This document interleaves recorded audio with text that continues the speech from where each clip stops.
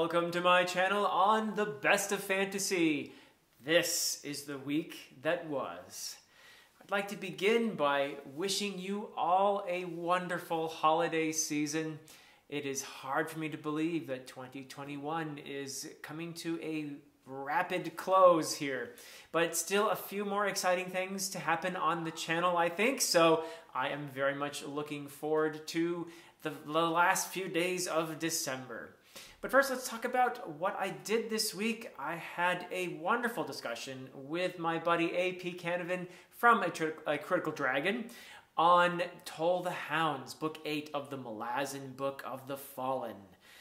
The non-spoiler discussion appeared on my channel earlier in the week, and we talked for about 45 minutes about the various themes in Toll the Hounds, including grief and love, the sorrow and the life-affirming aspects of this marvelous, just sublime book. I had a really wonderful time talking with AP about it, and also the narrative structure. I think we had an interesting chat about that, but we elaborated on all this during our spoiler-filled discussions. And I say discussions because there were 3 of them, in fact.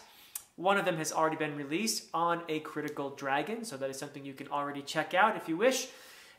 It was a fantastic, the first one, was a fantastic discussion focusing on the theme of grief, but also other themes as they came up during our discussion, and also about the narrative structure of Toll the Hounds, which is pretty interesting. It's an interesting way to approach the text as well. It actually reveals a lot about what I think Steven Erikson was up to when he was writing that book.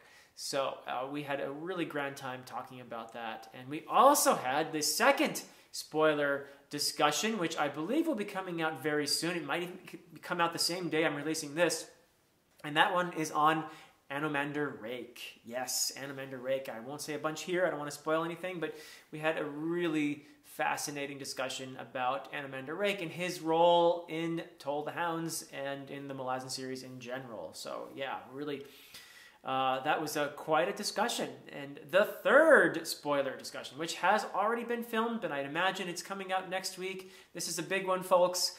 AP and I had the opportunity to sit down with Steven Erikson and discuss Toll the Hounds and all the spoilers, some of the themes that we talked about already, but also some new stuff. We got some great insights into Toll the Hounds from Steven Erikson himself, and also insights about the entire series. It's always enlightening to sit down with Steven Erikson and hear his thoughts about writing, about the Malazan series. The man is a treasure full of knowledge and wisdom, and just a fantastic person, as well as my favorite author. So it was a lot of fun for me to be able to sit down with the two of them and learn more about Toll the Hounds, which is really blown me away. I keep talking about Malazan, and this is the series that I'm pretty sure it will remain my favorite for the rest of my days.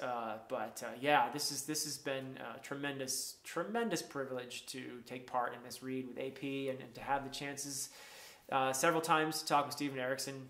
It's been wonderful, and I just love learning from him as well about what he's up to in these books. So I hope if you've read Toll the Hounds, you'll check out that discussion on A Critical Dragon.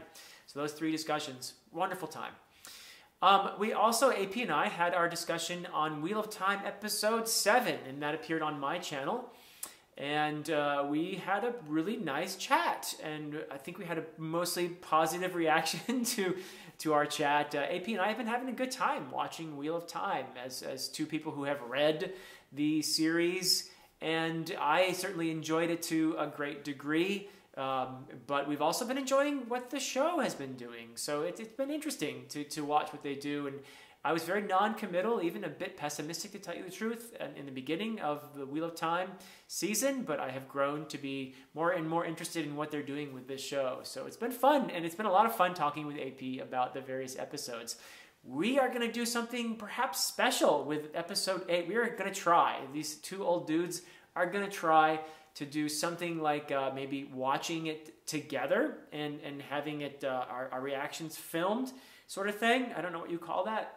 It's not exactly going to be live because we're going to record it, but that's something that will be, whatever happens with episode 8, it will appear on A Critical Dragon. So we are going to attempt to do something. It'll be interesting to see what actually results from that.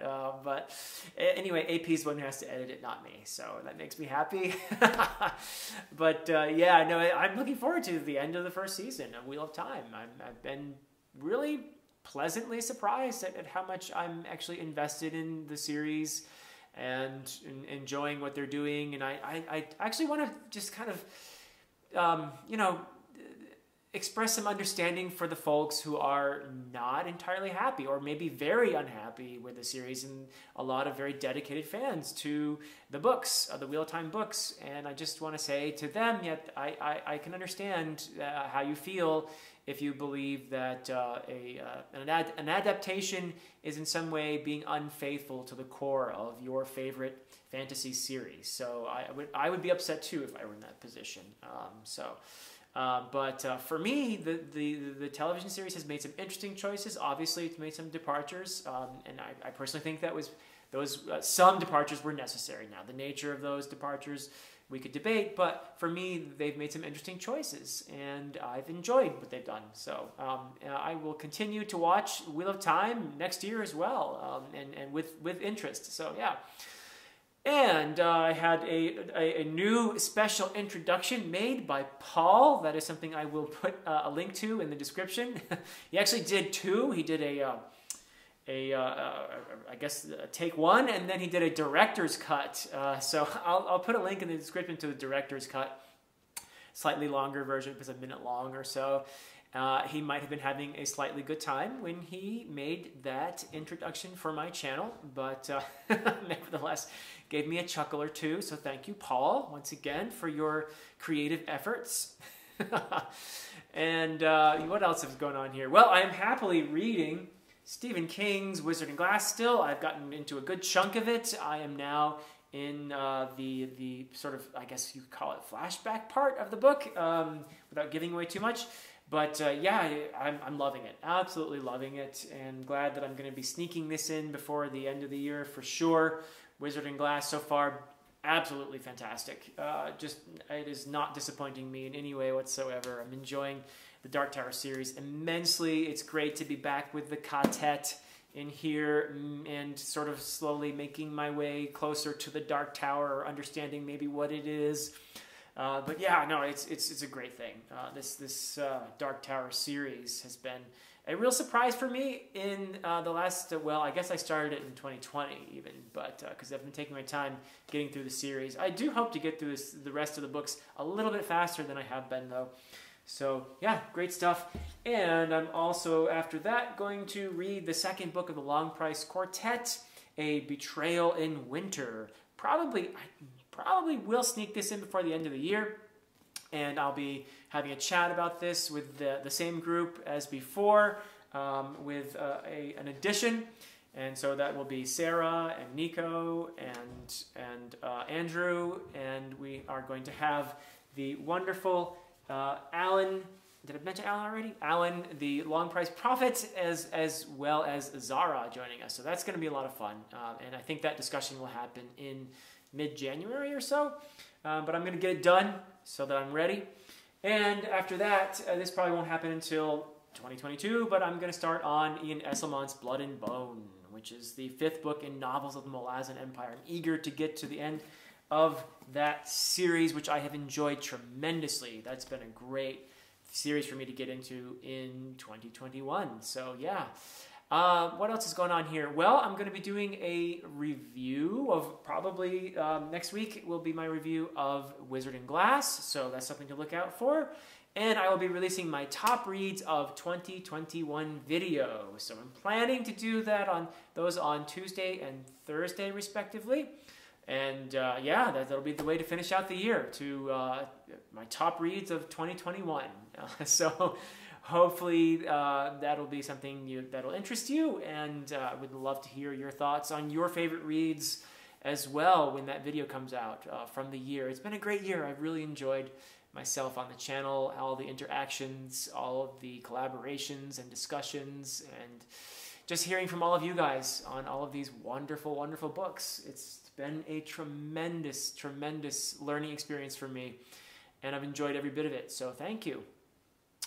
And once again, happy holidays to all of you. I'm going to finish out this video here today with a poem. I will say Happy New Year next week when I do the week that was next week. So, because I'll be putting out a video just before the New Year.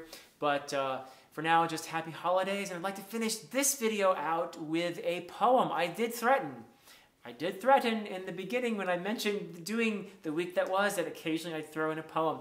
This is going to be a winter poem, specifically a winter solstice poem. A really, I think, appropriate thing for me to bring to your attention. Perhaps an experience you'll enjoy sharing with me. But this is going to be a poem by Robert Frost. And he's a favorite of mine. I really enjoy his poetry. And he's often deceptively simple in his poetry, something that I really admire. This is going to be Stopping by Woods on a Snowy Evening by Robert Frost, which is a winter solstice poem set on the shortest day of the year.